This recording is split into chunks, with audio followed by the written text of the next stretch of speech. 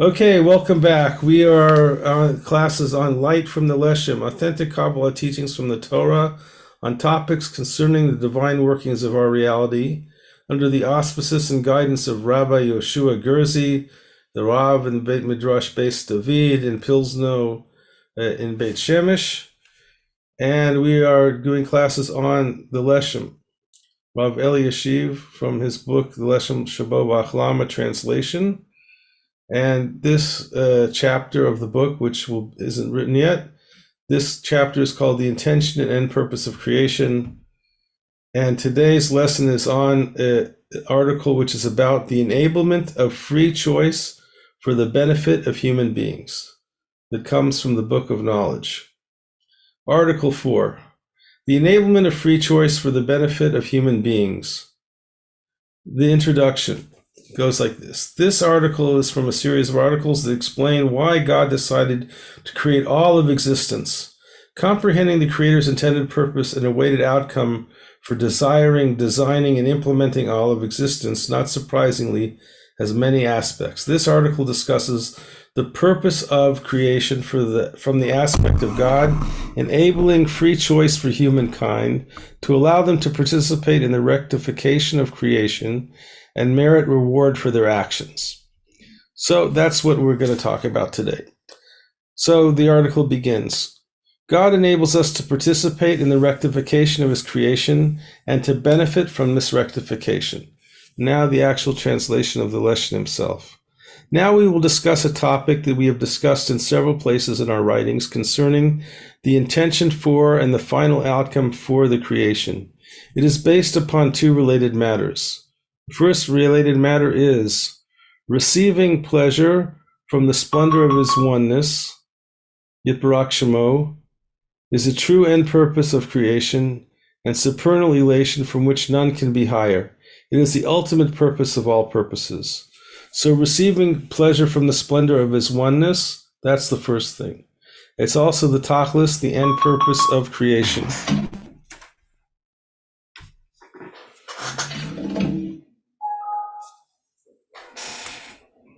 The second, number two, the underlying cause that brings us to this splendor is via the work performed by us created beings ourselves.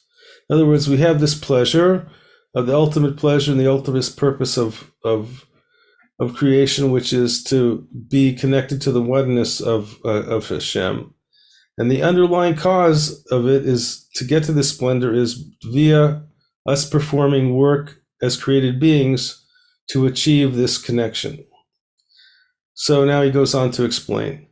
This refers to humankind applying their latent potential, that is to say, their free will, and choosing to perform mitzvot and learn Torah precisely during their existence in this phase of reality, during this time period of choice between good and evil.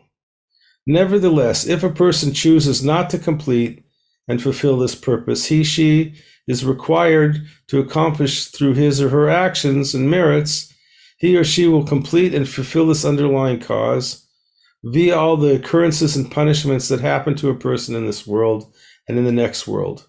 Such occurrences and punishments necessarily come from the reality of evil. For the repair of evil, and the word repair is tikkun in Hebrew, to make sure that people that know that word, that's what it's referring to. For the tikkun, repair of evil, via humans receiving punishment, is also a component of the total human-generated rectification, or again, kol tikkunei adam, of this world. Thus, the human interaction in this world itself, whether via positive human actions or via what occurs to them due to their inaction or negative actions, causes this final end purpose to be realized in any event. Okay, up to there, any questions? Yeah, actually. Okay. Was the Leshem just saying that via us not ideally being punished, that Ra or evil has its tikkun, meaning if we don't have to access it through that point, fine, and then it'll happen in a different way. But if it ends up being that we get punished because of whatever we didn't do that we were supposed to do, that is not just having to do with us and our but it also expresses tikkun of Ra itself. Is that what it said? Or did I Yep. misunderstand? No, you got it right. That's the big Hiddush here. If you haven't heard it before, it's a pretty amazing Hiddush, which is that everything is doing a tikkun, everything is rectifying. The question, a free choice, is how you decide to rectify. You can rectify through following the program that Hashem has set out, or if you don't, then it happens through the destruction of evil through punishment for people who do evil. Everybody on their madrega. Meaning, so it's not just us, but reality itself is experiencing its tikkun simultaneously. That's correct. We are an expression of that reality. Where that reality is unfolding, because everything else is sort of robotic. Plants and animals and rocks and trees, they just do what they're programmed to do. We're not programmed. We're just given instructions and we can follow the program or not. Does That's the what free Leshem will means. Does the Leshem explain why Dafka, us being punished, is evil's tikkun when it happens? Why that Yes, he evil? does. He does. And I don't remember if it's here. Let's see if he goes on. He's going to touch on it slightly. And if he doesn't, remind me at the end of the lesson, and I'll explain as best as I can what I remember about where he says in other places. He goes into it in more detail. Depends on the place. How much. Sometimes he just says it, and sometimes he gets into the nitty-gritty detail of how actual the mechanism works. But basically, it's like, there's a term metaphysics. It's really the proper term, translation term, which is just like there's physics. There are things like if you drop something from a building, it falls down. So if you do good or the good and evil has laws of how they work. So good has an effect and evil has an effect. And whatever a person chooses to do, it has an effect. But in the end, it all winds up coming out the same, that it has an effect of bringing the world to its tikkun. Wow, thank you. And that's an important point that allows a person to realize that he is just a partner in this process, and not to get all, especially like in times that we're in now. And the Leshem writes things like that too, because apparently he was living also in very tumultuous times. Is that the tikkun is going on, no matter what's happening. It's just a question of where the energy is being directed. Thank you. Okay, continuing on. God intentionally restricts his will to enable humankind to have free choice. So this is now bringing the point about how free choice comes about.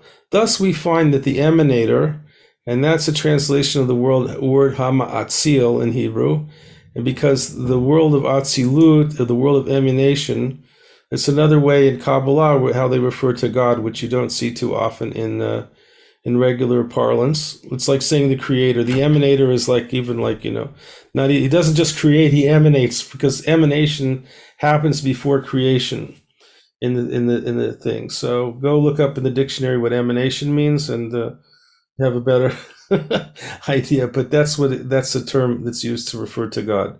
Thus we find that the emanator constricted his will and capability in this entire leadership and guidance of the entire creation to enable the leadership and guidance of all creation always to be only through the activities of humankind itself.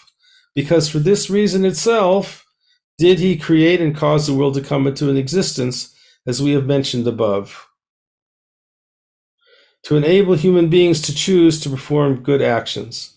In other words, the whole point is to allow free choice. The whole universe is created to allow the possibility for free choice and for humankind to merit a connection to God.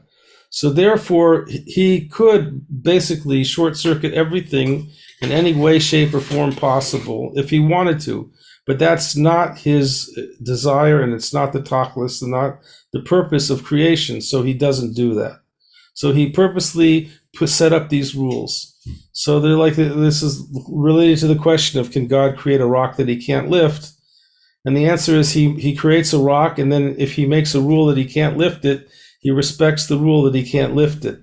It's sort of that's the prerogative of being the creator of everything, and that's what he chose to do according to our tradition. So if the Holy One, blessed be he, were to channel his influence of loving kindness from his own essential discretion, rather than allow the influx of this flow to be the result of the actions of created beings, during that time, we would find that the world is not being sustained or being guided by human actions. In other words, basically, if God is intervening all the time in the rules that he set up for merit and punishment, then it would defeat the purpose of the world. So he doesn't do that. He doesn't allow divine influx to be from his own will, but rather as the result of actions of created beings, due to them performing the mitzvot, being morally upright, and doing the mitzvot that we know and love. Okay. So if this were to be so, during the time when the world was not being guided of the results of human actions, like it's theoretical possibility that he decides to short circuit human activity as being the drive of what's causing the divine flow to get stronger or weaker, the intended reason and end purpose for the existence of the world would be absent. There wouldn't be any purpose for the world if that was the case. And this is not a possibility. Thus, all generations till the final days of earth, at every moment, in every season, during the time of the universe's existence, as it is at the moment, it's all counted and designated towards this final goal. What's this final goal? To remind us, is meriting to enjoy the pleasure from the splendor of his oneness, and therefore it is impossible for this purpose, allowing for human beings to choose to perform good actions, to be lacking for even one moment. Okay, any questions up till here? Yeah, I think I do. Okay.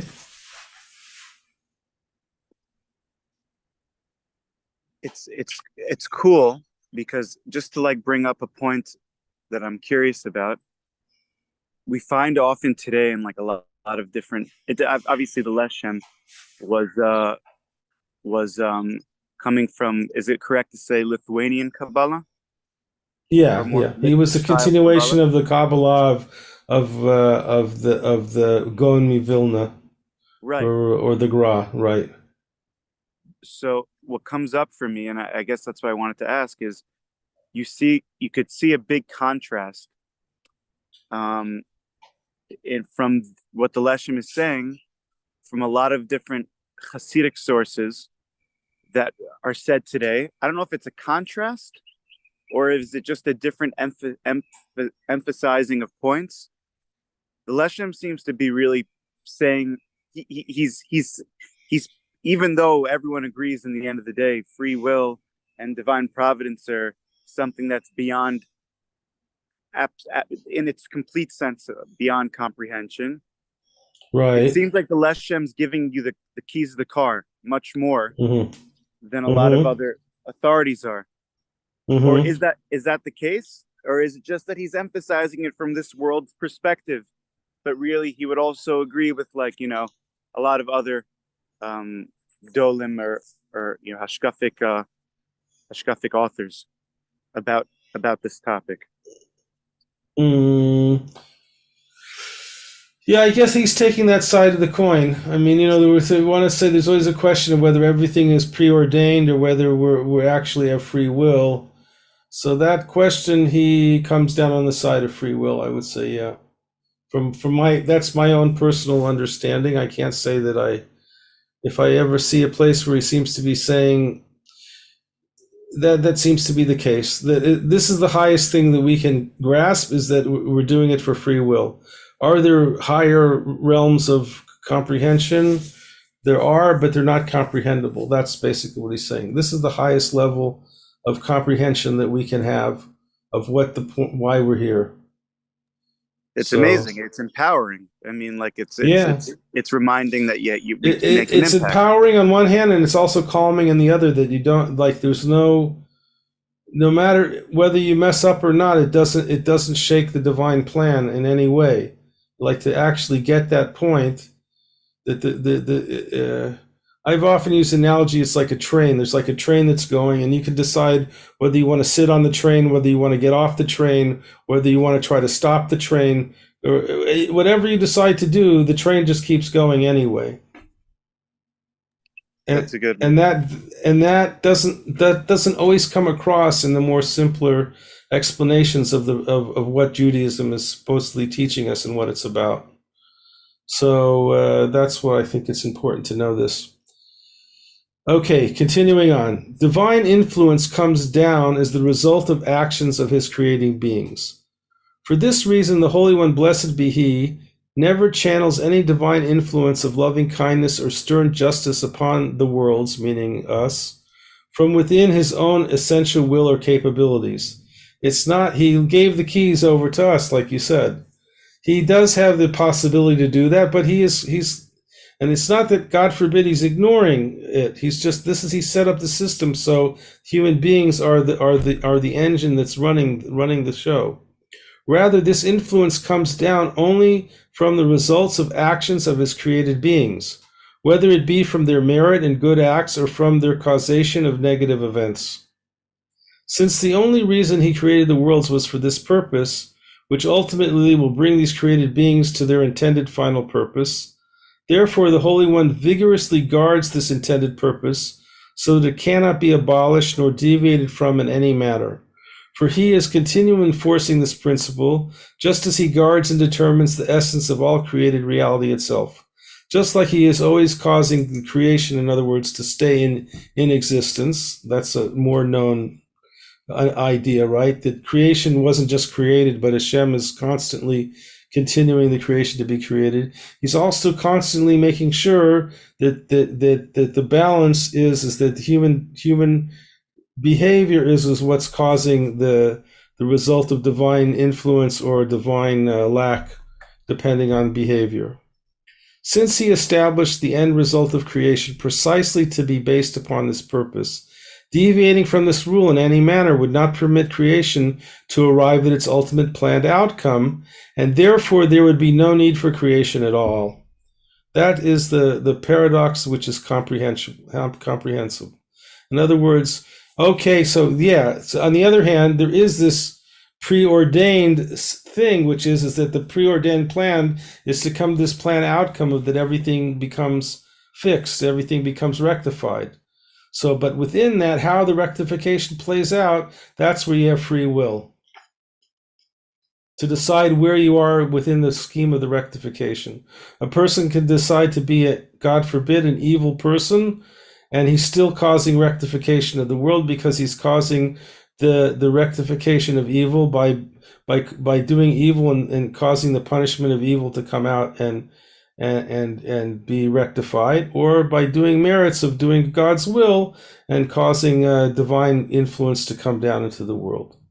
Thus, there can never be any slight deviation from this rule. For any slight deviation during any moment of time would cause an irreparable defect in the entire purpose of the unfolding of this reality.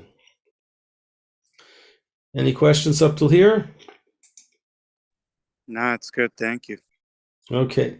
So, and now the concluding paragraph. We're about to finish up here. Sometimes he increases or decreases the influence of his loving kindness. So now after all that, we say, but he does intervene sometimes. Sometimes there's nisim.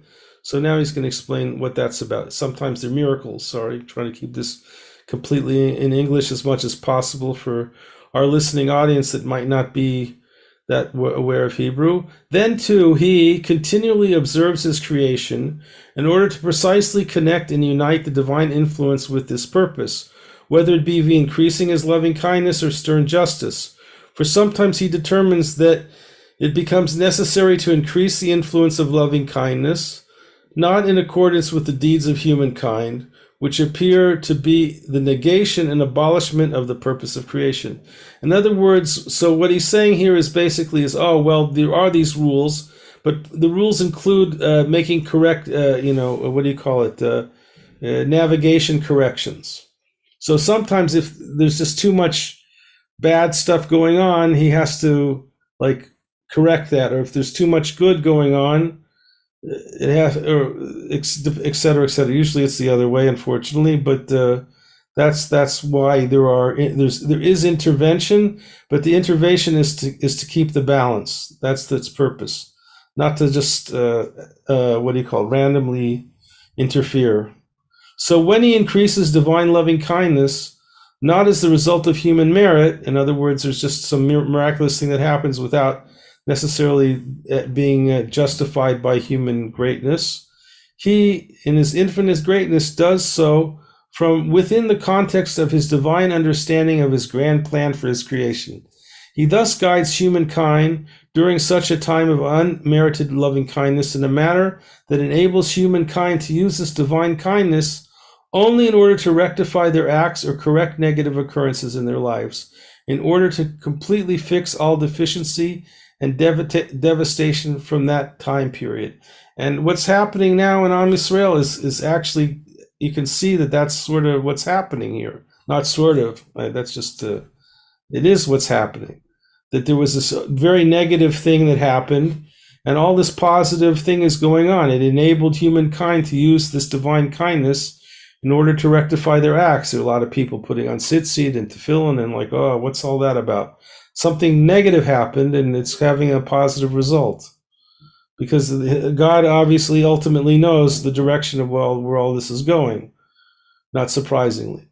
So in the final few sentences here, what we can understand from all this above is that the emanator, blessed be his name, ultimately never deviates nor wavers from this intended purpose, ever. For this is the essential principle for which creation exists. Remember this introductory discourse very well. Again, remember this introductory discourse well. That's it for today. Any more questions before we wrap it up? No, thank you. Okay, great. So now all that's left to do is to find the button that shuts off the YouTube thingy. There it is. Okay. Okay, until next time.